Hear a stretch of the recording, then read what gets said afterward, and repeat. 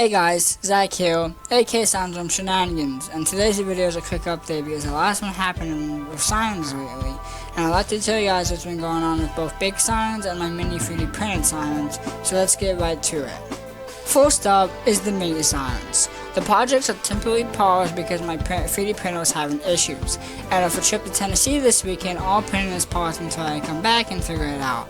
But once I'm back home, the focus shifts straight to the hurricane sound, the rotator panels, and then the horn, and finally the blower. The Banshee is currently shipped down and without the motor cover. The motor cover went to River at SirenCon 2026, which you guys may know as Mr. Shark on YouTube. After disassembling it for me to paint it, I decided I'm not going to, so it's staying disassembled for now. One reason is that I need a new Allen key, and two, the paint kinda sucked.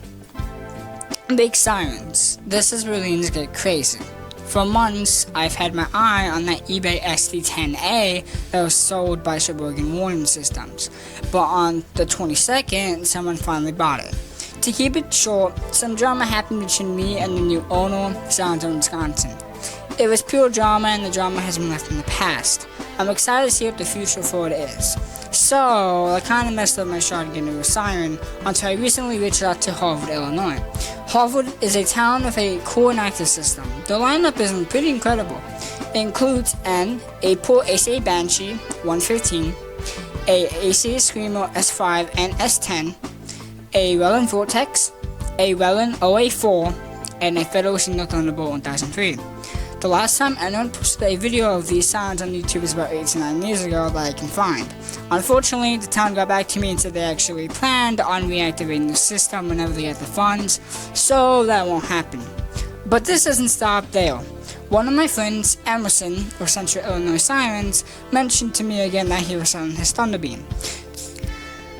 The original buyer, Christian, Nebraska Sound Production, won't be able to make the trip out to Illinois to pick it up for another 2 years until after he's a senior.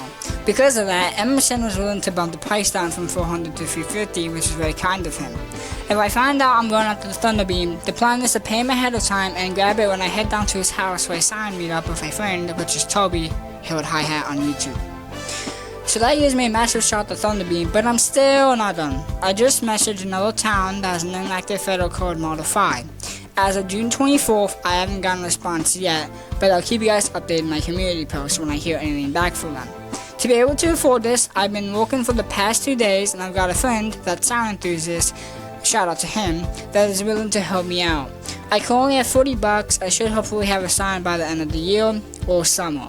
On a side note, the SoundCon BTS will hopefully be out by the beginning of July. If not, I'll just upload it video by video. That's everything I got for you guys right now, but I'll keep updating you guys on future posts, videos, and/or shorts. And I hope you guys enjoyed. Please like and subscribe. Peace.